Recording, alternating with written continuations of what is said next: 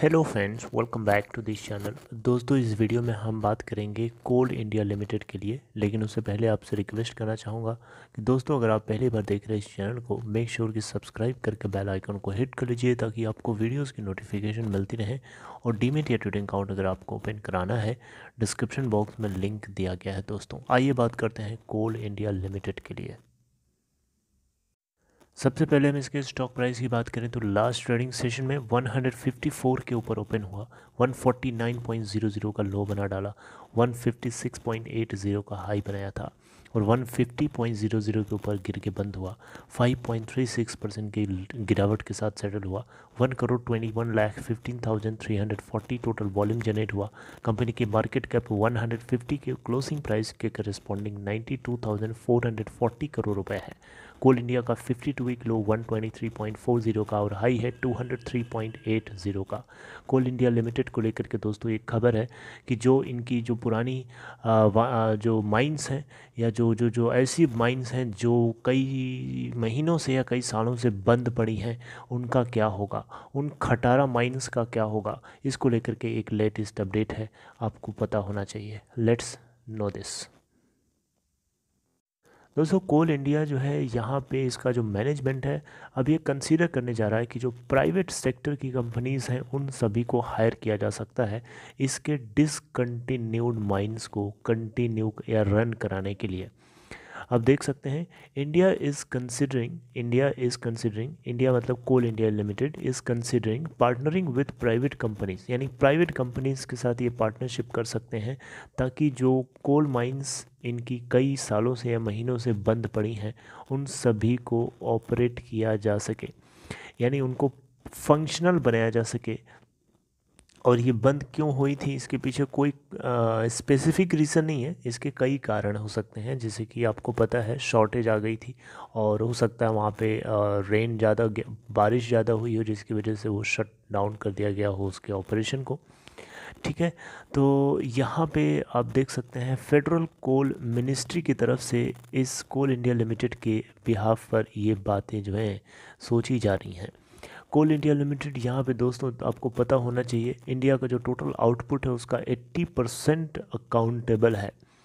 और यहाँ पे जो है 100 सच माइंस हैं जो कई महीनों से, कई सालों से जो है बंद पड़ी हुई हैं, खटारा हो चुकी हैं, यानी बंद पड़ी हुई हैं। Basically they are not functional.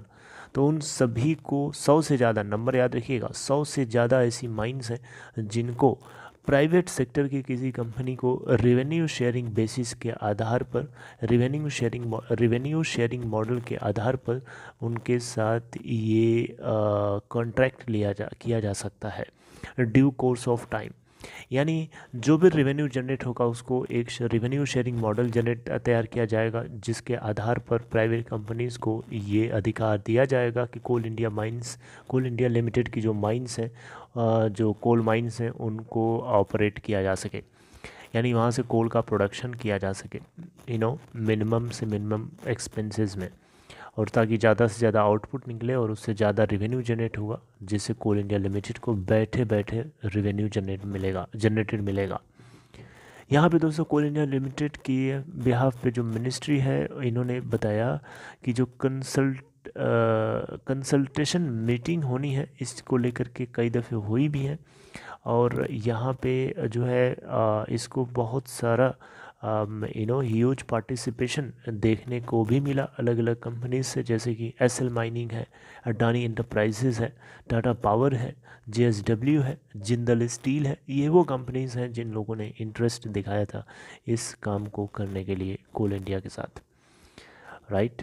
तो यहाँ पे दोस्तों बहुत सारी ऐसी माइंस हैं जो डिसकंटिन्यूड हैं या जो क्लोज हो चुकी हैं कोल इंडिया लिमिटेड के द्वारा ड्यू टू सेवरल रीज़न। जैसा मैंने आपको बताया ना, स्पेसिफिक रीज़न नहीं है, कई सारे कारण हो सकते हैं इनके बंद होने के, और अलग अलग माइंस के अलग अलग कारण भी हो सकते हैं।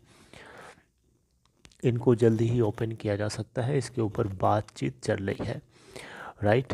तो आगे देखते हैं, इसको लेकर के कोई खैर ज़्यादा क्लियरेंस नहीं दिया गया कोल इंडिया लिमिटेड की तरफ से, और ये मूव जो है लिया जा रहा है उस समय जिस समय इंडिया कोल शॉर्टेजेस से गुजर रहा है, राइट।